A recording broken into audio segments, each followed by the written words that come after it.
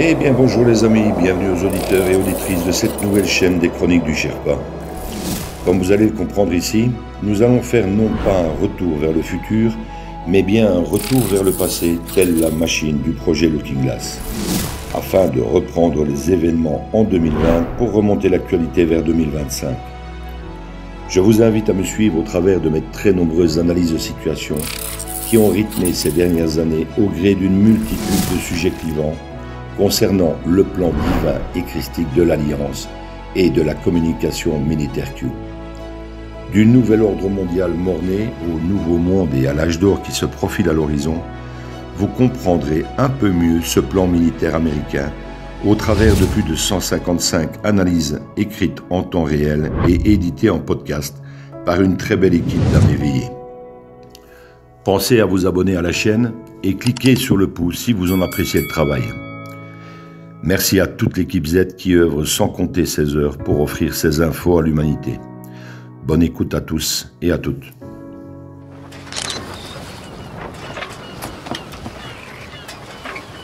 Where we go one, we go all.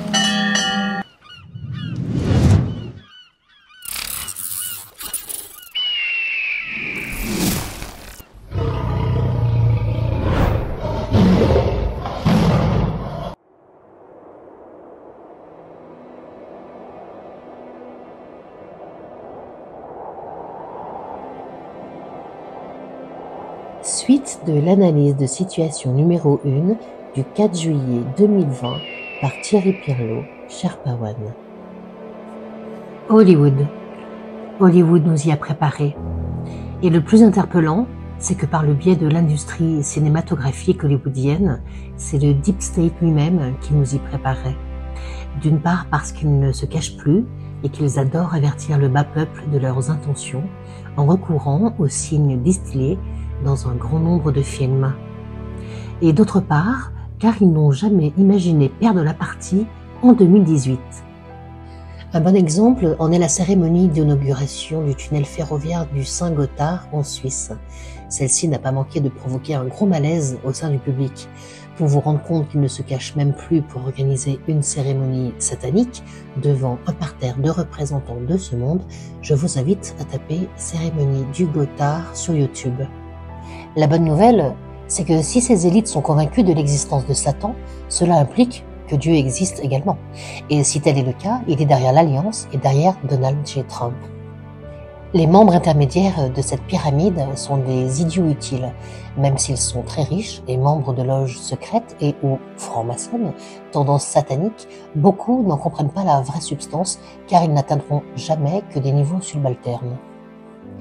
Ils sont pour la plupart redevables de leur fortune. Ils ne sont que des vassaux, souvent obligés de participer à ces rites sombres, devenant malgré eux victimes de chantage comme actes sexuels, meurtres, tortures. Et ils ont été immortalisés en vidéo.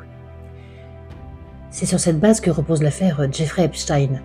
Avec le concours du Mossad, dont il était un agent, ce dernier disposait de quoi faire chanter les cohortes de figures majeures de la finance, de la noblesse, de la haute magistrature, et jusqu'à des présidents et autres politiciens connus dans le monde entier, sans oublier les membres de certaines familles royales et naturellement des quantités de stars du show business. Et de ce fait, toutes ces personnalités deviennent complices. Tout ce beau monde est prisonnier entre les mains de l'État profond et n'a d'autre choix que d'obéir ensuite aux ordres, sous peine d'assister à la destruction ou de leur carrière, de leur famille, voire de perdre la vie. Tous ces gens ont littéralement signé un pacte avec le diable. Dans le monde du renseignement, on nomme ces gens des compromates. Depuis l'arrestation de Ghislaine Maxwell, ex-compagne d'Epstein et véritable cerveau de cette opération, Trump a récupéré les cartes maîtresses de toute cette engeance manipulée et sous contrôle du Deep State. Suite aux centaines d'arrestations ordonnées ces derniers mois par Trump, via des plis judiciaires scellés à l'avance, beaucoup se sont mis à table pour négocier et de violentes révélations se feront jour dans les prochains mois. Pour les affronter, il s'agira de se préparer psychologiquement, tant elles auront une lourde incidence sur chaque pays et sur chaque citoyen du monde. De là, l'importance de réveiller les gens en douceur. Car pour les dormeurs, le réveil sera difficile. On apprendra ainsi aux USA l'inculpation pour pédophilie aggravée de Hillary Clinton, qui entraînera dans sa chute son mari Bill, impliqué lui aussi dans l'affaire du Pizzagate, réseau pédophile de New York. Il sera question de leur fondation, utilisée comme couverture pour des trafics pédocriminels en lien avec l'Afrique, d'où les porte-containers Evergreen qui ne servaient pas qu'au transport de marchandises, ainsi que de hautes trahisons envers Trump dans l'affaire d'espionnage impliquant la Russie. On saura pourquoi le roi Juan Carlos s'est exilé dernièrement dans les Émirats arabes unis, ou ce qui se passe actuellement sous la couronne d'Angleterre avec des rumeurs d'exil de la reine, et pourquoi l'antipape François n'est désormais plus le vicaire du Christ, laissant in situ son siège papal vacant au sein de l'église pédophile catholique et assigné à résidence. Voir les lettres de Monseigneur Carlo Maria Vigano à Donald Trump. Nous apprendrons d'ailleurs la vérité sur l'après-Vatican II et sur la trahison de l'Église. Pourquoi Benoît XVI a-t-il démissionné? En mai 2020, le pape François devait annoncer l'instauration du nouvel ordre mondial et d'une nouvelle religion qui réunirait toutes les croyances. Cela a été repoussé en octobre, mais à l'heure qu'il est, je pense que François terminera plutôt ses jours en prison. On connaîtra encore la vérité sur le prince Andrew, qui fréquentait assidûment Epstein et son île, et ses très jeunes invités, en compagnie de nombreuses personnalités françaises. Andrew, qui est mort de peur dans sa retraite écossaise et tente un deal avec Trump sans grand succès. On saura pourquoi Tom Hanks, pédophile notoire, a demandé la nationalité grecque. Pourquoi de nombreux milliardaires se sont enfuis des États-Unis après avoir liquidé leurs affaires, confrontés aux investigations menées par les agences de Trump. On connaîtra aussi la vérité sur les penchants pervers de Steven Spielberg ou Robert De Niro et de tant d'autres qui ont bercé notre jeunesse d'illusions cinématographiques. Sur Bill Gates, bien plus pédophile que philanthrope, qui aura sans doute à répondre de crimes contre l'humanité pour ses expériences vaccinales en Afrique du Sud, au Kenya et en Inde. On reconnaîtra un jour les vrais héros tels Mel Gibson ou Jim Caviezel et beaucoup d'autres acteurs et producteurs qui se sont battus avec détermination contre le système pédophile hollywoodien. Et n'oublions pas que d'autres l'ont payé de leur vie, comme l'acteur Isaac Capi. Combien de suicides ou d'accidents maquillés? Eh bien, beaucoup. On apprendra peut-être enfin les vérités cachées sous la disparition de stars de la musique, toutes décédées à 27 ans, et formant ainsi le Club 27 Forever, qui pour certaines se sont battues contre la pédocriminalité, contre les manipulations de programmation mentale MK Ultra et Monarch, comme Jim Morrison, Kurt Cobain, Amy Winehouse, Janis Joplin, Jimi Hendrix et tant d'autres. La vérité aussi sur Michael Jackson, faussement accusé de pédophilie et sacrifié par les élites avec l'objectif de détourner l'attention. On connaîtra la vérité effroyable sur les disparitions de millions d'enfants de par le monde et surtout du tiers-monde. Nous apprendrons l'existence de fermes d'élevage d'enfants en Afrique, notamment au Nigeria, nées sans identité et donc sans existence officielle. De femmes africaines violées et engrossées des dizaines de fois pour approvisionner un trafic incessant d'enfants et de jeunes prostituées vers l'Europe et les USA. Nous apprendrons aussi la vérité sur le trafic mondial ukrainien, la vérité sur les Ouïghours en Chine et sur le trafic d'organes international dont ils font l'objet et de tout ce qu'on ignore encore, comme pour les adeptes du mouvement religieux Falun Gong. Bien des gens vont payer très cher, du rabatteur lambda au puissant chef de réseau jusqu'aux prédateurs sexuels et sataniques de la très haute société bourgeoise, royale et politique de nos gouvernants. Il faut se préparer à ces révélations, car elles n'épargneront personne. Mais souvenez-vous que la guerre est gagnée, même si nous devons traverser quelques mois ou quelques années de ténèbres. C'est pour cette raison que Trump ne cesse de dire qu'il est en train de nettoyer le marais en ajoutant que c'est très dur, vraiment très difficile. C'est vrai que la réalité est dure à accepter. Et je m'y suis collé, j'ai cherché le terrier du lapin blanc et je l'ai malheureusement trouvé. J'ai découvert ce que l'homme est capable de faire subir à son prochain, le pire étant le sort réservé à des enfants. Je n'en ai pas dormi durant des jours, mais je suis né une deuxième fois, car tous les humains devraient connaître la vérité et surtout ne plus faire comme si elle n'existait pas. Nous vivons dans cette réalité, elle nous entoure, car elle ne se trouve pas de l'autre côté de la planète uniquement. En effet, de grands réseaux continuent de prospérer chez nous, en Belgique et en France surtout. Il nous faut accepter cette réalité, la digérer et ensuite la faire connaître, car l'ignorance fait de nous des complices silencieux de ce génocide. Et nos vies formatées et bien remplies ne peuvent plus servir d'excuse pour cette ignorance, pour nos yeux occultés d'œillères et nos oreilles bouchées. Il est vrai que nous n'y pouvons pas grand-chose, mais nous sommes au minimum capables d'aider au combat en évitant que cette ignoble réalité devienne une normalité de l'être humain. Les monstres ne représentent que 1% de la population et nous sommes la masse. Et nous devons nous dresser devant la bête, tous ensemble. Nous devons partager inlassablement toutes ces infos pour les enfants du monde, pour tous les enfants, pour nos enfants. En Europe, avec ce virus de guerre, nous sommes donc les victimes collatérales de cette bataille épique qui pourrait nous coûter nos libertés les plus chères. Toutes les mesures incompréhensibles qui en découlent sont dictées par ce deep state partout dans le monde, grâce à nos politiciens corrompus ou placés sous la menace d'un chantage ou encore par simple cupidité, la Belgique n'y échappe pas. Chez nous, Mark Van Ranst est l'archétype du pion du deep state qui dicte les règles sanitaires de tout un pays à un fusible nommé Sophie Wilmès, qui ne comprend rien à ce qui lui arrive et encore moins à ce qui lui arrivera plus tard. Ce virus est moins dangereux que prévu à la base et leur job est de continuer à nous faire croire le contraire. Certains disent même qu'il ne s'agit pas d'un virus, mais d'un parasite biosynthétique. Il faut donc impérativement se méfier de notre gouvernement, même si tous les membres ne sont pas tous corrompus, ils n'ont aucune latitude de choix dans leur façon de gouverner. Il faut se méfier de ce qui pourrait arriver entre septembre et le 4 novembre 2020, jour où Trump sonnera la fin de la récréation, la fin de cet état profond totalitaire et donc la fin de cette mascarade sanitaire.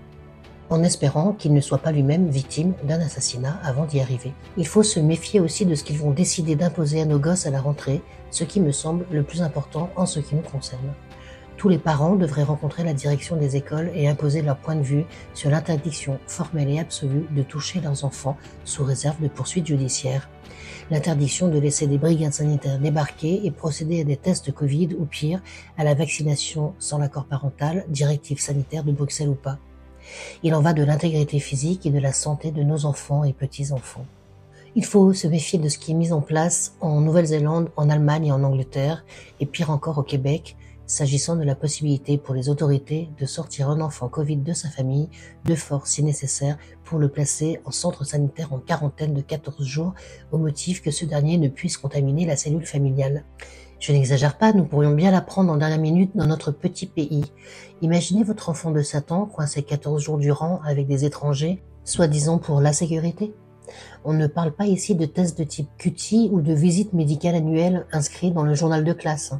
Se méfier d'un arrêté royal voté pour raisons sanitaires avant le 4 novembre, imposant la vaccination obligatoire pour tous, car ce vaccin n'aura rien à voir avec ce que vous connaissez ou croyez connaître.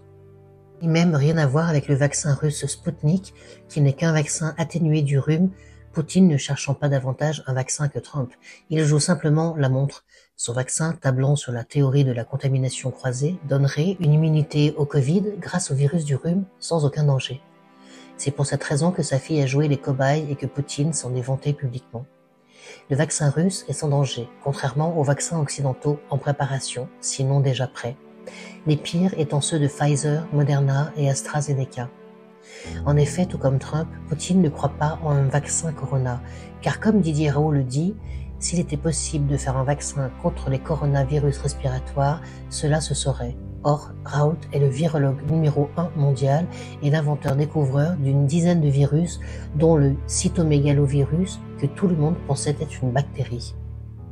Poutine fait donc monter la pression sur le Deep State et sur les médias en les prenant à leur propre jeu, lequel consiste à dire qu'il est trop tôt et donc que ce n'est pas sérieux.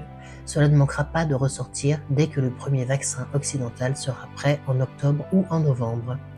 En effet, il s'agit d'une course contre la montre en faveur des intérêts de Big Pharma, mais également une question de vie ou de mort pour le Deep State qui entend vous vacciner avant le 4 novembre, car les nanoparticules étant leur seul moyen de nous soumettre tous via la 5G qui rendrait possible une connexion des humains au cloud de l'intelligence artificielle. Des rumeurs circulent également quant à la possibilité d'un génocide des personnes âgées et des plus faibles grâce à ces thérapies géniques. Mais bien entendu, ceci est du complotisme. Il faut se méfier du retrait de nos libertés les unes après les autres, mouvement qui risque de s'accélérer dès septembre avec une mise en place de mesures coercitives via des reconfinements successifs. Se méfier aussi d'un sursaut du Deep State concernant d'éventuelles attaques sous faux drapeau afin de déstabiliser nos pays dans un geste désespéré, par exemple des attentats terroristes sous faux drapeau dans nos villes. Se méfier fondamentalement des médias mainstream à 99% aux ordres du DS.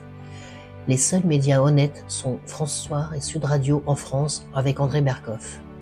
En Belgique, je n'en connais aucun, hormis sur YouTube. Aux USA, seules 3 chaînes TV soutiennent Donald Trump, dont Fox News, mais seulement une fois sur 5. Le reste, soit plus d'une centaine de médias, travaillent pour l'État profond et les démocrates. D'où la vision tronquée que beaucoup ont du personnage ici en Europe. Se méfier aussi des arrêtés royaux votés les uns après les autres à notre insu cet été, dont certains risquent bel et bien de faire basculer la Belgique en dictature, même si elle n'est que sanitaire pour le moment. Il n'y a qu'à voir ce qui s'est passé en France avec la loi Avia, votée le 24 juin 2020, visant à lutter contre les contenus haineux sur Internet. Objectif, la censure, qui en Belgique est déjà activée sans aucune loi. Facebook et YouTube censurent à mort les posts et vidéos. Rien que sur mon mur, plus d'une centaine de vidéos ont disparu au cours de ces 6 derniers mois. Voir la dernière loi française de bioéthique votée en pleine nuit et qui n'a rien de bio ni d'éthique, autorisant l'avortement au terme des 9 mois de grossesse. Il s'agit donc purement et simplement de l'assassinat d'un bébé en pleine santé pour détresse psychologique de la mère, critère invérifiable s'il en est. Tout ceci dans la lignée des lois LGBT et de l'eugénisme prôné par Bill Gates et ouvrant la porte à un véritable génocide de nouveau-nés, au trafic d'organes et aux disparitions de bébés injectés dans les réseaux pédocriminels et à l'encontre desquels Donald Trump met toute son énergie afin de les détruire. Son épouse Melania et sa fille Ivanka participent à cette mission. La marchandisation de l'être humain est le but ultime, un être humain que l'on peut acheter de la naissance à la mort et même en pièces détachées comme pour une vulgaire bagnole. Voir les écrits et les prédictions de Klaus Schwab, initiateur du WEF, World Economic Forum de Davos. Raison de plus pour ne pas les laisser faire, pour ne plus se cantonner au rôle de spectateur impuissant. Vous pouvez vérifier sur Internet pour cette loi bioéthique qui un jour arrivera chez nous si elle ne rencontre aucune résistance en France d'ici janvier 2021.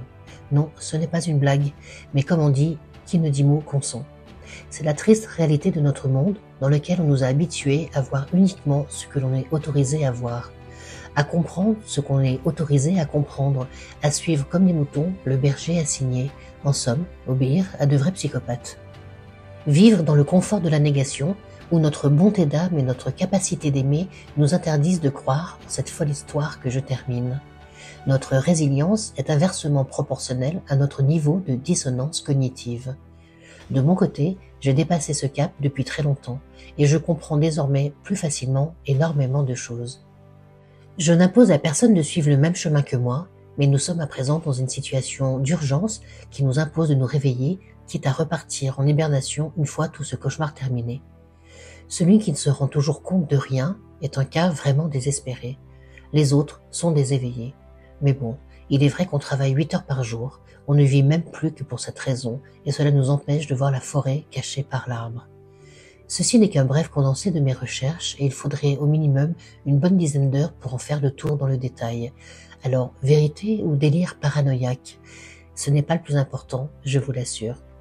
Le plus important est que si vous avez le moindre doute, ou que si depuis février-mars quelque chose résonne en vous comme pour dire que tout ceci n'est pas normal, eh bien vous n'avez pas l'excuse pour rester dans l'interrogation, le déni ou l'attente. Avec Internet à portée de souris, vous avez tout sous les yeux pour le vérifier, 1 fois, 2 fois, 3 fois si cela vous chante, mais il faut le vouloir. En 1939, personne ne voulait croire que les Allemands allaient revenir. Malheureusement, une des frontières franchies par leurs troupes et il était trop tard pour réagir. Et il n'y a jamais eu autant de monde dans les églises. En 1945, la grande majorité du peuple allemand prétendait tout ignorer des camps de concentration, même les habitants des villages voisins, alors qu'ils savaient.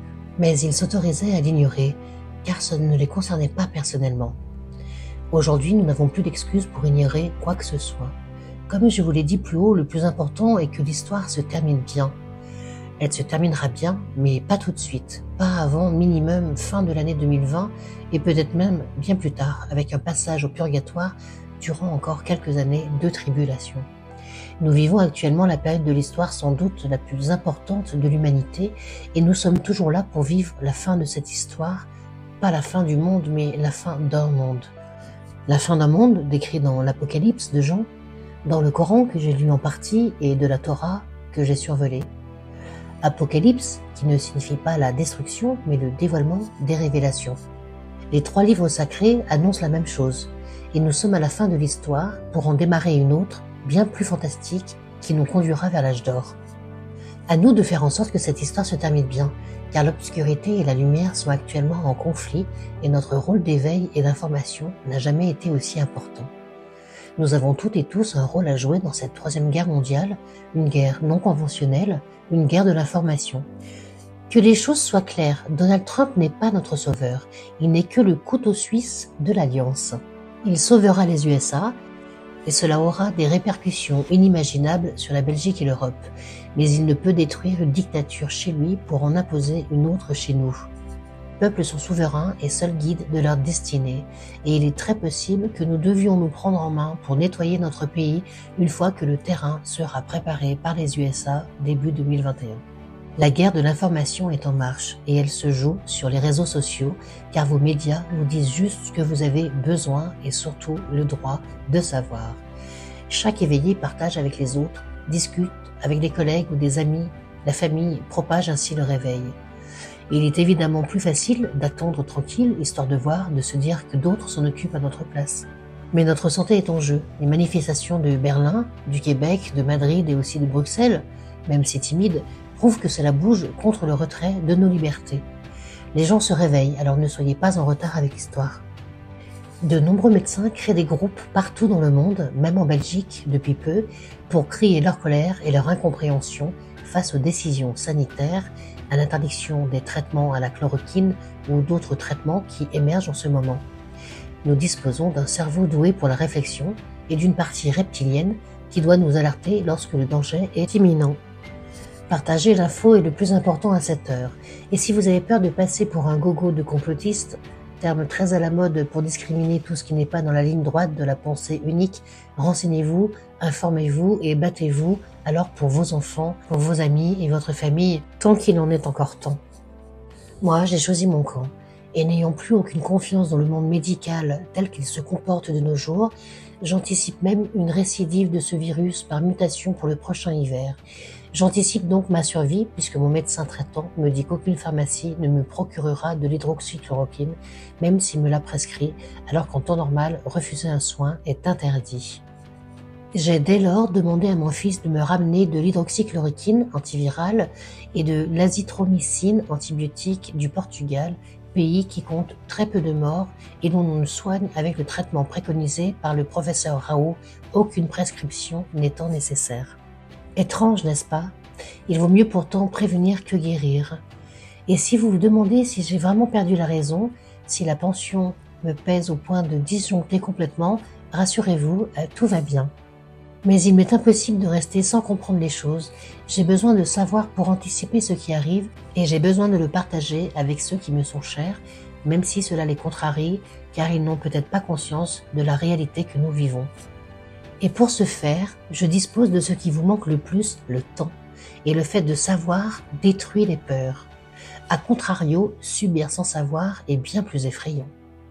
Et nombreux sont les gens masqués et tétanisés par ce Covid qui, nous le comprendrons bientôt, ne justifie absolument pas ces mesures liberticides. Il est de mon droit de vous avertir et c'est votre droit de ne pas me lire et encore moins de me croire. Mais bon, si vous vous êtes accroché jusqu'ici sans vous ouvrir les veines, terminé, c'est bientôt fini. Je suis donc désolée si je vous embête avec tous mes mails, toutes mes vidéos et tous mes commentaires. Mais rassurez-vous, famille, je ne suis ni dans une secte, ni dans le déni.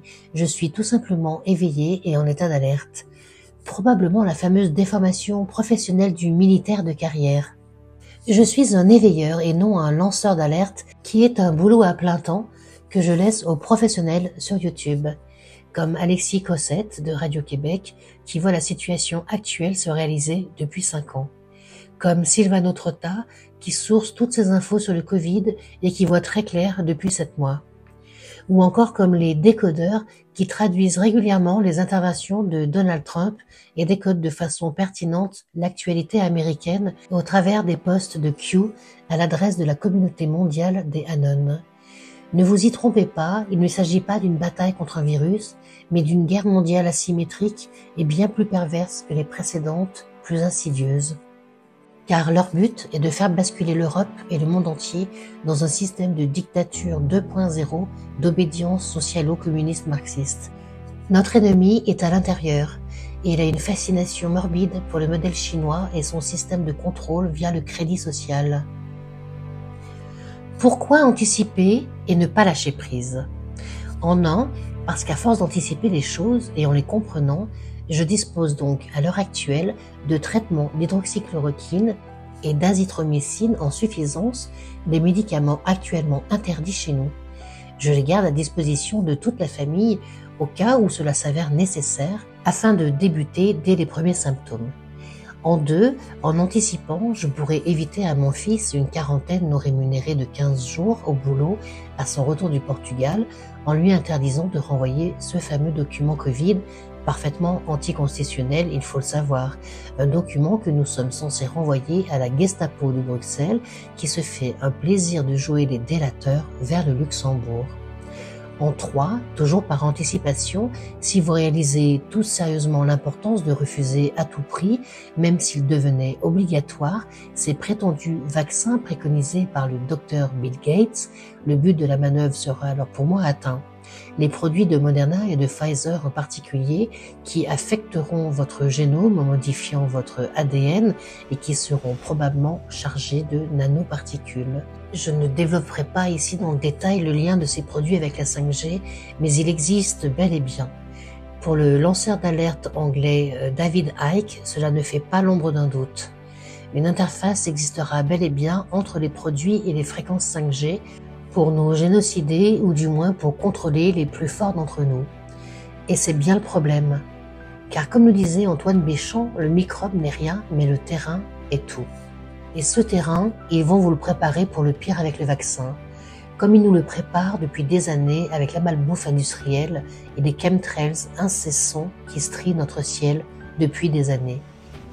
Et détruire en substance votre immunité naturelle, la mettre au ras des pissenlits, que vous pourriez bel et bien manger prochainement par la racine en acceptant ces picouzes. La 5G sera prochainement le détonateur. Le rapport entre les fréquences de 60 Hz et des nanoparticules injectées par le biais du vaccin est réaliste et de nombreux articles sérieux le démontrent. Donald Trump a d'ailleurs stoppé net le développement de la 5G aux États-Unis en mettant Huawei à la porte du pays. Et ceci sans parler des substances provoquant la stérilité qui risquent bel et bien de se retrouver dans les produits vaccinaux, ruinant potentiellement le futur de vos enfants s'ils désirent un jour être parents à leur tour.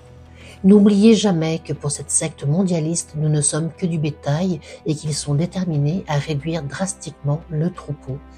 Gravé sur les Georgia Guidestones à Elbert County en Georgie aux USA, un texte annonce un maximum de 500 millions d'humains autorisés à vivre sur notre bonne vieille terre. Je ne pense pas qu'ils seront un jour capables d'y arriver, mais le plus important est de comprendre qu'ils s'en donnent les moyens. N'oubliez pas non plus que Q nous demande de faire confiance au plan, nous assurant que la fin des mondialistes est proche. Il nous dit aussi qu'absolument rien ne peut stopper ce qui arrive. Il nous met également en garde. Tout sera déployé pour nous faire douter et il nous avertit contre les faux prophètes. Merci de m'avoir lu. Bon réveil à tous et à toutes, ou bon dodo, car cela restera toujours un choix, le choix qu'il vous revient de faire. Thierry, le complologue, dit Sharpawan.